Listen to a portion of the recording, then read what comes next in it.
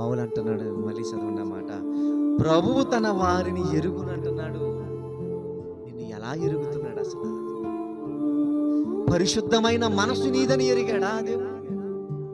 త్యాగపూరితమైన ఆలోచనలతో సాగేది అని ఎరిగాడా నిన్ను? నేనంటే భయము, నేనంటే భక్తి అని ఎరిగాడా దేవుడు? ఆ దేవుడు ప్రతి వారిని ఎరుగును. నిన్ను ఎలా ఎరిగాడు? భక్తిగా ఉన్నావని ఎరిగాడా? ప్రేమగా ఉన్నావని ఎరిగాడా? సువాత చాటడానికి స్థిరపడుతున్నావని ఎరిగాడా?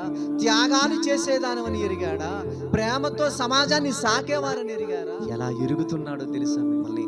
కనీసం భక్తి లేనిది, కనీసం భయభక్తులు లేనివాడు అనే విధంగా ఆయన ఎరుగుతున్నాడా? ఎలా ఎరుగుతున్నాడు ఆయన మనల్ని? మనం ఎలా ఆయన ముందు కనబరుచుకుంటున్నాం, ఎలా బ్రతుకుతున్నాం అనే నిర్ణయాలతో మనం సాగాలి. ఆయన అయితే ప్రతి వారిని చూస్తున్నాడు. ఆయన సముఖమును మనము ఎలా ఉంటున్నాం ఆయన ఎరుగుతున్నాడు.